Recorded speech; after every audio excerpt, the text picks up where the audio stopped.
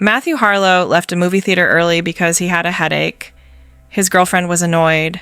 The ticket taker barely noticed. It was October 14th, 1952, and nothing about that night seemed unusual. Except, Matthew never went home. 3 days later, police found him in a sealed projection room, sitting upright in a chair, dead from unexplained cardiac arrest. No trauma, no struggle, just a body in a place it shouldn't be. And in his shoe, hidden like a secret, was a ticket stub that didn't make sense. It was dated 2 weeks in the future. The film listed had never been made. The seat number? P12, the same seat where his corpse was found. But here's what broke the case wide open. Matthew had been to that theater before. Once, when he was 12 years old, the night he came home pale and refused to speak. His mother remembered the date, October 10th, 1947. Records show a ticket sold that night for seat P12. The name on the stub, M. Harlow. Matthew Harlow had seen his own death 17 years before it happened, and he'd been waiting for it ever since. This is a story about time, memory, and a theater that doesn't just show films. It shows futures. And if you've ever left something early, thinking you were escaping, you might want to reconsider.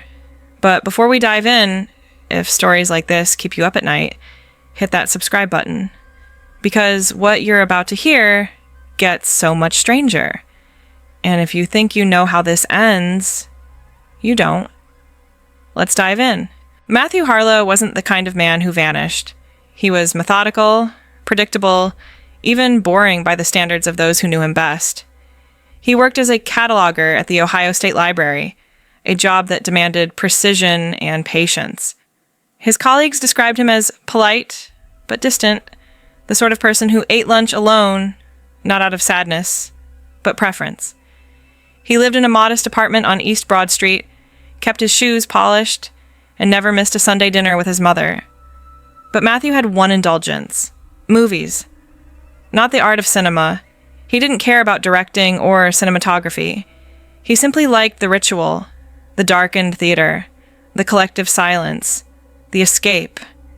He attended the Rialto Theater every Friday night without fail, always arriving 10 minutes early, always sitting in the same section. It was the one part of his life that felt less like duty and more like freedom. On the evening of October 14th, 1952, Matthew followed his routine exactly. He met his girlfriend, Laura Finch, outside the Rialto at 7:40 p.m. She'd been dating him for 8 months and had learned not to expect spontaneity. They purchased tickets to Canyon Ambush, a low-budget western neither of them particularly wanted to see. Laura bought popcorn. Matthew bought nothing. They took their usual seats in the center-left section, 5 rows from the back.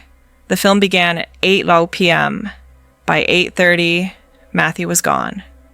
Laura noticed his absence during a shootout scene when she reached for his hand and found only empty air.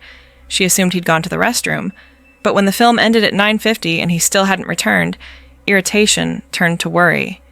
She checked the lobby, the restrooms, even the alley behind the building. The ticket taker, a teenager named Donald Kirsch, remembered seeing Matthew leave through the front entrance around 8:25. He'd been walking quickly, one hand pressed to his temple. "I figured he had a headache," Donald told police later. He didn't say anything, just pushed through the doors and turned left. Laura filed a missing persons report the following morning. Matthew's mother, Eleanor Harlow, insisted something was wrong immediately. "Matthew doesn't break routine," she told Detective Brennan. "If he left that theater, it's because something forced him to." For 2 days, police found nothing. No witnesses after Donald Kirsch, no activity on Matthew's bank account. His apartment was untouched, bed made, dishes washed, a library book open on the nightstand. His car remained parked 3 blocks from the Rialto. It was as if he'd stepped through a door and into absence. Then, on the morning of October 17th, the theater's janitor made a discovery that rewrote everything. Samuel Polk had worked at the Rialto for 11 years. He knew every inch of the building, including the parts the public never saw. The old projection room on the third floor had been abandoned since 1947, when the theater upgraded to a new booth with better equipment. The original room was left to gather dust, locked, forgotten, irrelevant. Except on that Friday morning, the door was open. Samuel noticed it while sweeping the back stairwell. The door, warped and heavy, stood slightly ajar. A thin sliver of light leaked into the hallway. He approached cautiously, nudged it wider, and saw Matthew Harlow sitting in a chair facing a blank wall. The body was cold, but not decomposed. Matthew's posture was unnaturally perfect, spine straight, hands resting palm down on his thighs, head tilted slightly upward as if watching something only he could see. His eyes were open, dry, fixed on nothing. There were no signs of violence, no ligature marks, no indication he'd been restrained. But inside his left shoe, pressed beneath the insole, was a ticket stub. It was printed on the same cardstock the Rialto used, with the same logo and format, but the details were wrong. The film title read, The Interval, a name that appeared in no studio records, no newspaper advertisements, no distribution catalogs. The date was October 29th, 1952, 2 weeks in the future. The showtime was listed as 11:47 p.m., a time the Rialto never operated. And the seat number, printed in small block letters, was P12. Investigators searched the abandoned projection room and found only one chair. Its position, when measured against the old seating chart still hanging on the wall, corresponded exactly to P12. Matthew Harlow had been found in the seat, printed on a ticket that couldn't exist. Detective Brennan had seen strange things in 23 years of police work, but he'd never seen a corpse holding evidence of its own future. He stood in the projection room, studying the ticket stub beneath the glare of a portable lamp, trying to find the logical thread that would unravel the strangeness. Hoaxes, he reminded himself, always had seams. You just had to find where the fabric pulled too tight. The first theory was forgery. Someone had planted the ticket to obscure the real timeline of Matthew's death. But the paper was identical to Rialto stock. Same weight, same texture, same Union printer's mark on the reverse.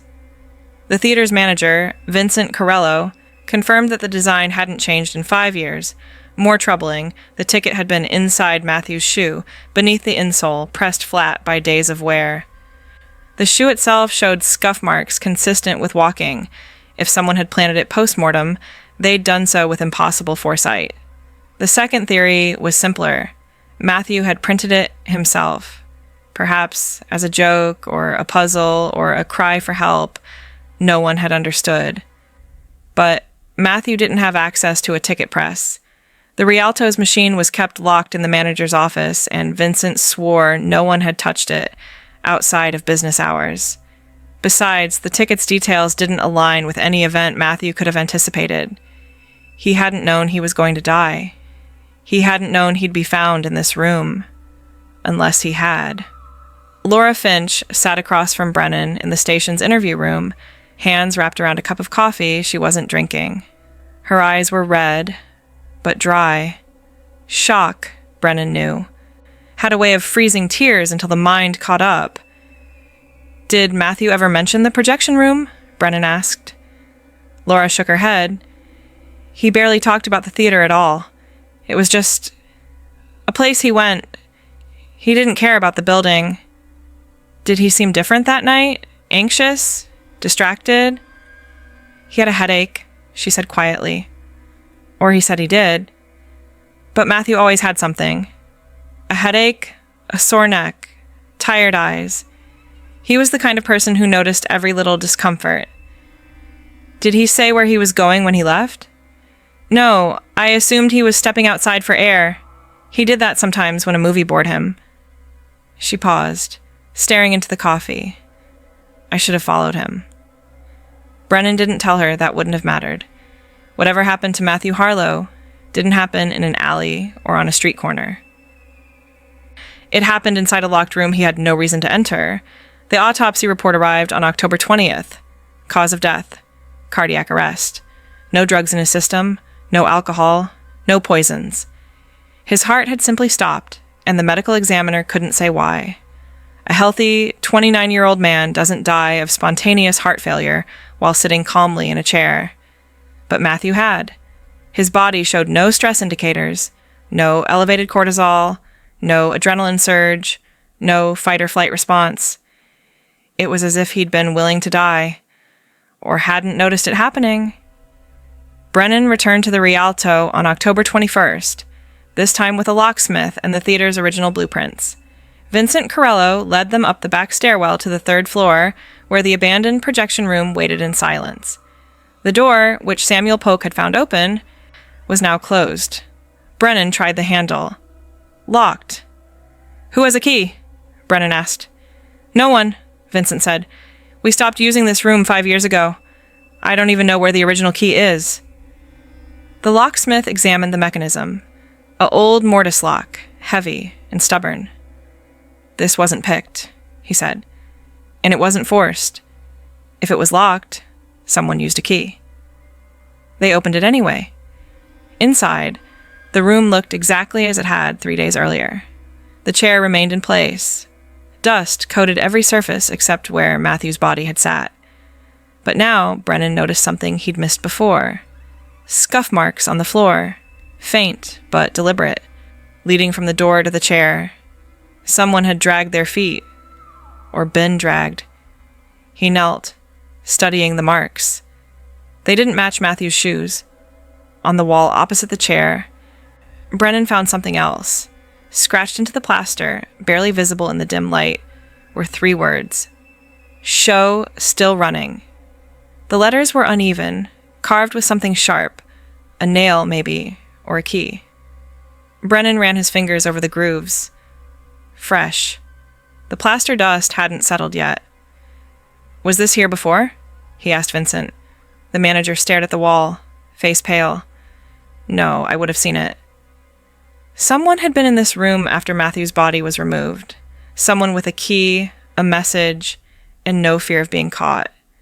Brennan ordered the room sealed and posted a patrolman outside.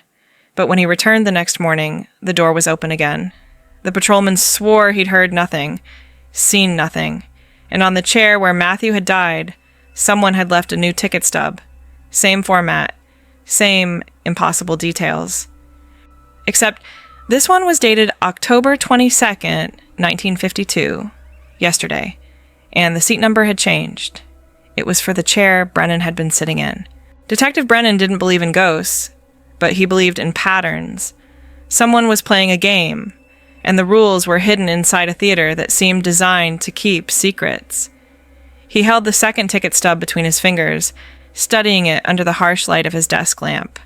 Same paper, same font, same impossibility. But this time, the threat was clear. "You're not investigating this case. You're inside it." He ordered the third floor of the Rialto completely sealed. No patrolman this time, just a padlock and a wax seal across the doorframe that would show any tampering. If someone wanted to enter that room again, they'd leave evidence. Brennan also requested the theater's employee records going back 10 years. If this was a hoax, the hoaxer knew the building intimately. The records revealed something unexpected. In 1947, the year the old projection room was abandoned, a man named Thomas Gilroy had been the theater's head projectionist. He'd worked at the Rialto for 19 years, operating the equipment with obsessive care. Staff remembered him as brilliant but strange, someone who talked to the film reels, who insisted the projector had moods, who once refused to screen a movie because he claimed it didn't want to be shown. On November 3rd, 1947, Thomas Gilroy died in the projection room. Heart attack, the report said. He was found slumped over the projector during a late screening, the film still running, the audience unaware their projectionist was dead until the reel ran out and no one changed it. Vincent Corello confirmed the story. "Thomas loved that room," he said. "After he died, we upgraded. Didn't feel right using the old space anymore." "Was the room locked after his death?" Brennan asked. "Eventually. but for a while, staff avoided it. Said they heard things, the projector running when it shouldn't. Footsteps. One usher quit because he swore he saw someone in the booth during a showing, except the new projectionist was downstairs. Brennan felt the pieces shifting, but they didn't form a picture yet. Thomas Gilroy, dead in the projection room. Matthew Harlow, dead in the same room 5 years later. Both men, healthy. Both men, sitting. Both men, gone without struggle. And now, tickets appearing that shouldn't exist. He decided to speak with the one person who'd known Thomas Gilroy best, his widow, Margaret Gilroy, who still lived in a small house on the south side of Columbus. She answered the door slowly. A woman in her 70s with sharp eyes and a suspicious tilt to her head. "You're here about the theater," she said before Brennan introduced himself. "How did you know?" "Because Thomas is the only reason anyone remembers me." Inside, her home was clean and sparse. Photographs lined the mantel. Thomas in his projectionist uniform, Thomas standing beside the Rialto's marquee, Thomas holding a film reel like a trophy. Margaret gestured for Brennan to sit. "My husband didn't die of a heart attack," she said flatly. "He was killed." Brennan leaned forward. "By who?" "By the theater. By what he found inside it." She reached into a drawer and pulled out a small notebook, its cover worn smooth by years of handling. Thomas kept records, not of films, of showings that didn't happen. She opened the notebook. Page after page of dates, times, and seat numbers, all written in meticulous handwriting. Beside each entry, Thomas had noted strange details. Audience member in P12 never blinked. Film burned backward. Exit door led to entrance. Man in row 7 attended same showing 3 nights in a row, but bought no ticket. "What is this?" Brennan asked. "Proof," Margaret said. Thomas believed the Rialto was showing something else. A second film running underneath the real one. He said some people could see it, that they'd sit in specific seats and watch something no one else could. He started tracking them. Brennan turned the pages. On November 2nd, 1947, the night before Thomas died, there was the final entry. P12 occupied. Same man as Oct 14. He's waiting for the next showing. I'm going to ask him what he sees. "Did Thomas ever tell you what he thought was happening?" Margaret's voice dropped. "He said the theater was remembering, that every film ever shown there left a mark. And if you sat in the right seat at the right time, you could watch the memory instead of the movie. He thought P12 was the clearest seat, the one where the barrier was thinnest." Brennan felt cold. "Did he say who was sitting there?" "No, but he said the man bought a ticket for a film that hadn't been scheduled yet. Thomas checked the date. It was 2 weeks out. He thought it was a prank until he developed the film from that night's showing. He said there was a shadow in the footage, not on the screen, in the projector." She handed Brennan a photograph. It was old, grainy, but clear enough. A still frame from a film showing an empty theater auditorium, and in seat P12, barely visible, was the outline of a man. "Thomas died the next night," Margaret said. "They told me it was his heart, but I know what killed him. He saw something he wasn't supposed to." Brennan left the house with the notebook and the photograph. When he returned to the station, he found a message waiting. The seal on the projection room door had been broken. Inside, the chair was gone. In its place, someone had arranged 12 ticket stubs in a perfect circle, all dated October 29th, all for seat P12, all for a showing of the interval at 11:47 p.m. And in the center of the circle, written in dust on the floor, were 2 words: "You're invited." Brennan stood in the center of the 12 ticket stubs, his mind racing through possibilities that all ended in the same impossible conclusion. Someone wanted him in seat P12 on October 29th. The question wasn't whether it was a trap. The question was who had set it, and why Matthew Harlow had already sprung it. He photographed the scene, bagged the tickets, and ordered the room sealed with a steel bar across the door. No locks this time, just brute force. If someone wanted inside again, they'd need a crowbar and an explanation. He also stationed 2 officers in the hallway with orders to report anything unusual, no matter how small. By October 24th, 3 unusual things had occurred. First, the Rialto's manager, Vincent Carello, abruptly resigned. He left a brief note citing personal reasons and refused to answer Brennan's calls. When Brennan visited his home, Vincent's wife said he'd driven to Cleveland to stay with his brother. "He won't talk about the theater," she said. "He just keeps saying he should have torn that room down years ago." Second, Laura Finch reported a strange delivery. A package had arrived at her apartment with no return address. Inside was a film reel, unmarked and unspooled. She brought it to the police, and Brennan had it examined by a projectionist from another theater. The man threaded it carefully, expecting home movies or stock footage. Instead, the reel showed 73 seconds of an empty theater auditorium, shot from the perspective of the projection booth. The camera panned slowly across the seats, lingering on P12, which was occupied by a figure too blurred to identify.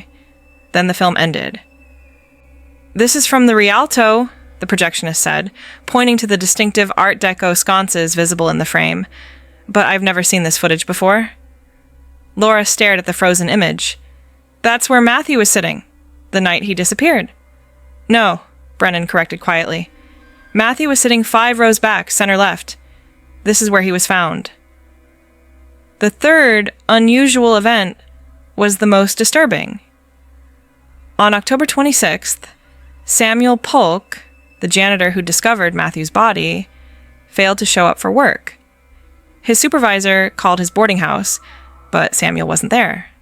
His landlord said he'd left 2 nights earlier carrying a suitcase and muttering about finishing the loop. He hadn't been seen since. Brennan issued a missing persons report, but he already knew where Samuel had gone, or rather, when he'd gone. The pieces were aligning now, forming a picture Brennan didn't want to see. Thomas Gilroy had tracked anomalies in the theater for years. He'd documented people attending showings that didn't exist, sitting in seats that seemed to function as doorways to something else. Then he'd died in the projection room, the same room where Matthew Harlow would die 5 years later. And now, people connected to the case were either fleeing or vanishing. Brennan returned to Thomas Gilroy's notebook, reading each entry with new urgency. One passage stood out, dated October 10th, 1947. "The man in P12 is always early. He arrives before the showing begins and stays after it ends. I've started to recognize him. Same coat, same hat, same posture. But every time I try to approach, he's gone.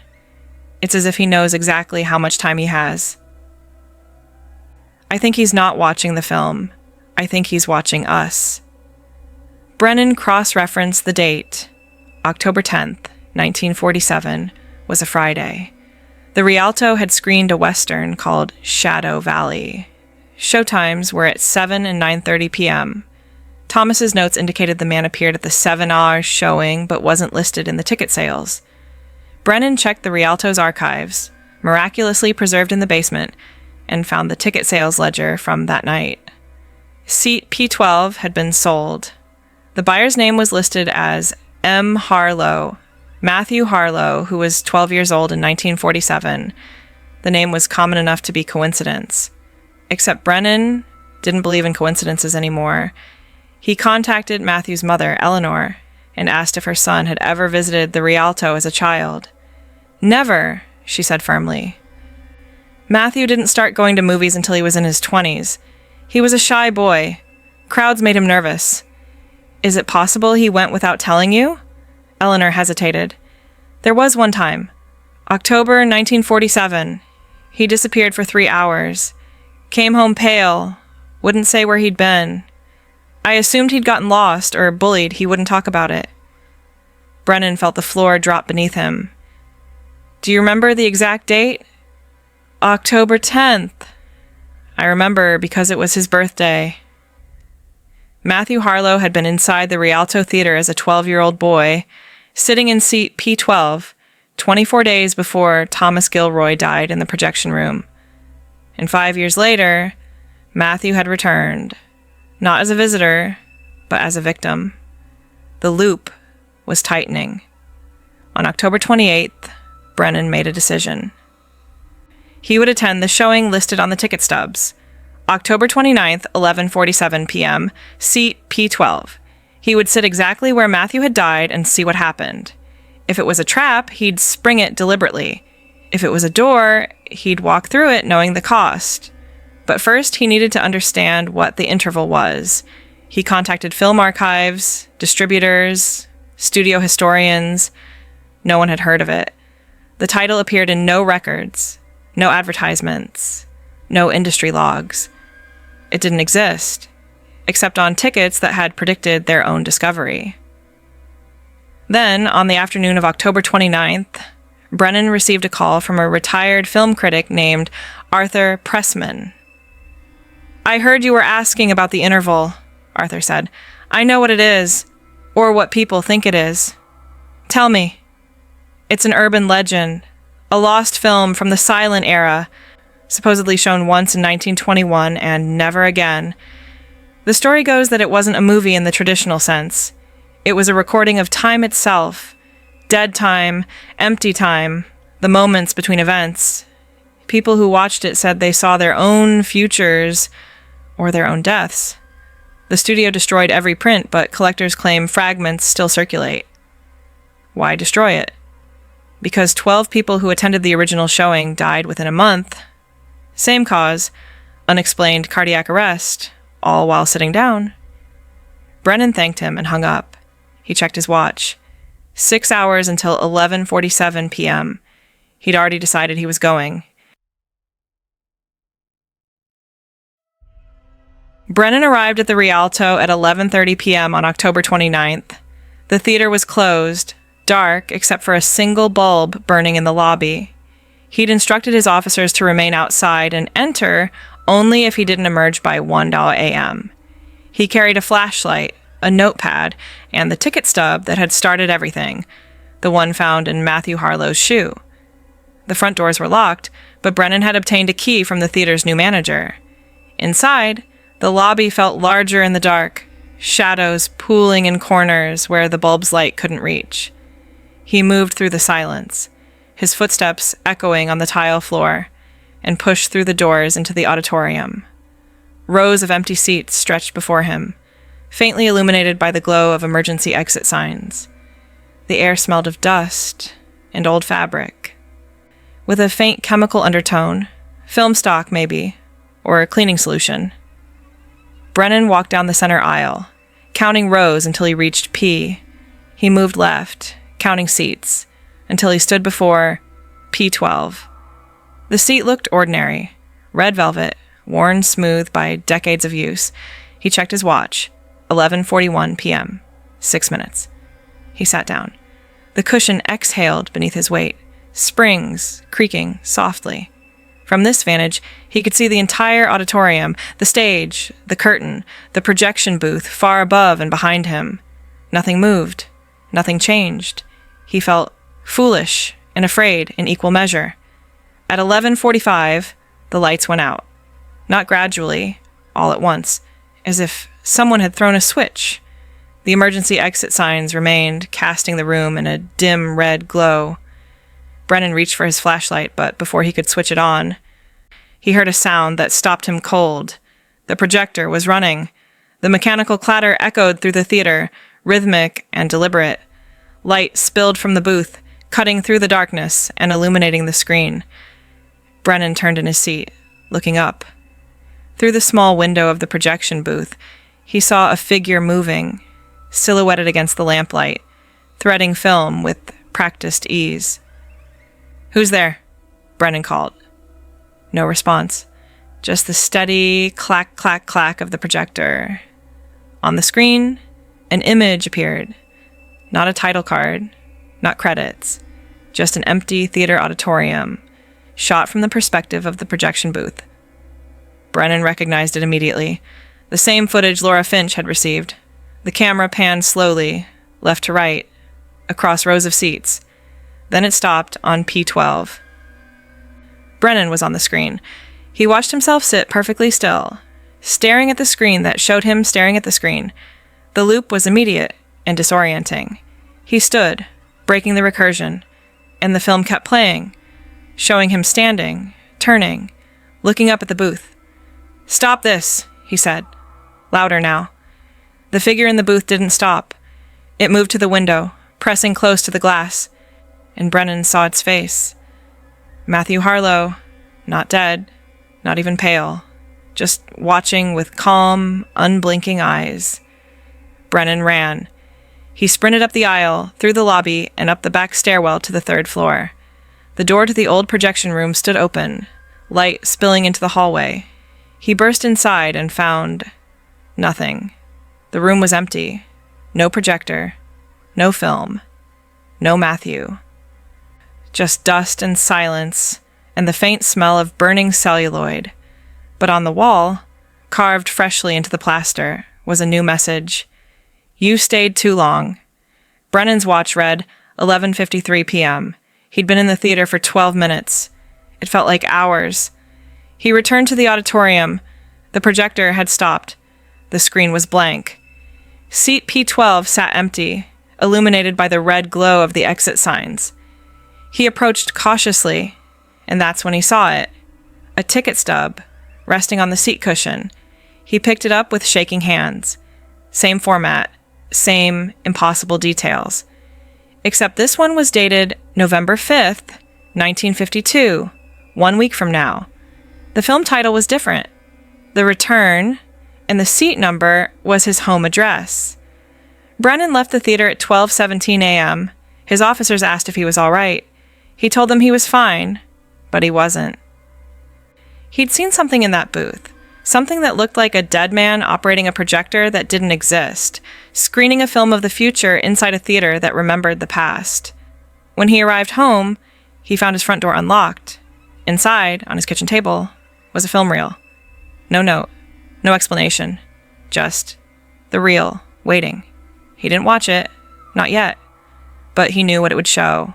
Himself, sitting in seat P12, watching himself sit in seat P12, trapped in a loop that started the moment he bought a ticket to something he didn't understand.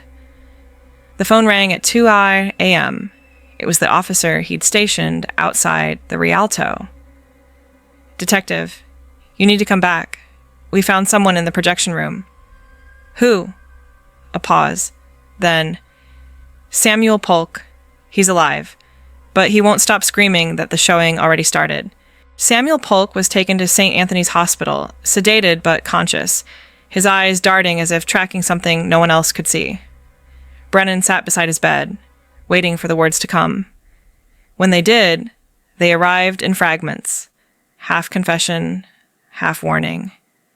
"I had to go back," Samuel whispered. "Thomas told me to.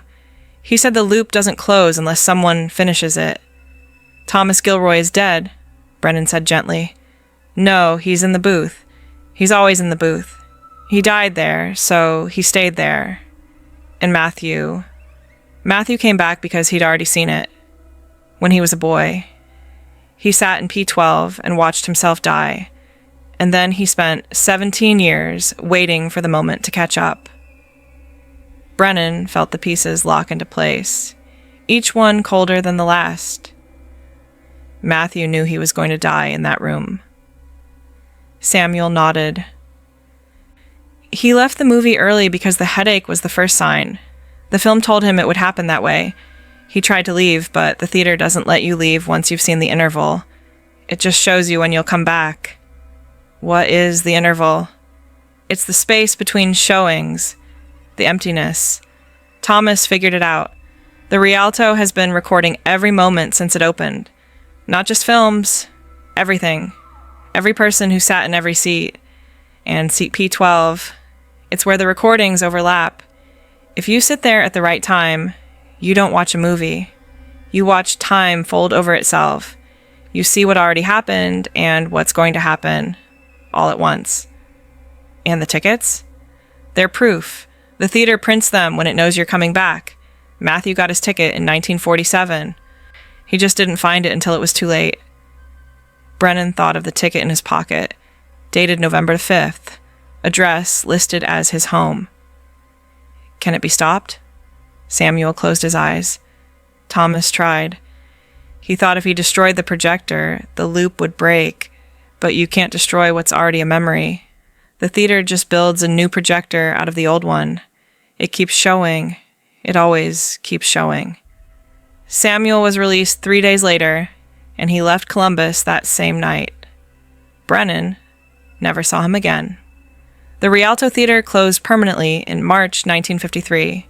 The official reason was financial: declining attendance, rising costs, the rise of television. But Vincent Corello, who'd returned briefly to oversee the closure, told Brennan the truth over drinks one evening. People stopped coming because they felt it, Vincent said. The weight of all those showings, like the building was full even when it was empty. I'd walk through at night and hear applause from the auditorium, but no one was there, or I'd smell popcorn in the projection room, but we hadn't made any in days. The place was remembering too much. The building was converted into a community arts center in 1965. The old projection room was sealed with concrete. The seats were removed and replaced. The original marquee was torn down. But every October, staff report the same phenomena: the smell of burning film, the sound of a projector running, and, occasionally, the faint outline of a man sitting in what used to be seat P12. Detective Howard Brennan retired in 1954. He never spoke publicly about the Harlow case, though his personal files, donated to the city archives after his death in 1981, contained a single photograph. It showed the interior of the Rialto Auditorium empty except for one seat in the fifth row. In the photograph, barely visible in the dim light, is a ticket stub resting on the cushion. The date is November 5th, 1952. The address is Brennan's home, and in the margin, written in Brennan's handwriting, is a single sentence. I didn't go, but I think it's still waiting. Matthew Harlow's death was officially ruled a cardiac event of unknown origin. His mother, Eleanor, kept his belongings in his childhood room for the rest of her life. Among them was a shoebox containing a single ticket stub dated October 10th, 1947, his 12th birthday. The film title read Shadow Valley. The seat number was P12. On the back, in a child's handwriting, were 3 words: I saw me. The Rialto's final showing was a double feature on March 14th, 1953. 17 people attended. When the films ended and the lights came up, the staff counted 18 people leaving. No one could say who the extra person was. But the ticket booth recorded 18 stubs sold that night, and one of them was dated March 14th, 1953, for a showing that wouldn't be scheduled for another 20 years. The loop, it seems, is still running. And somewhere, in the space between showings, Matthew Harlow is still sitting in seat P12, watching a film only he can see, waiting for the moment when the ending finally catches up to the beginning. The theater remembers. It always remembers. And if you ever find a ticket stub in your shoe for a showing you don't recall attending, don't ignore it. You're already late.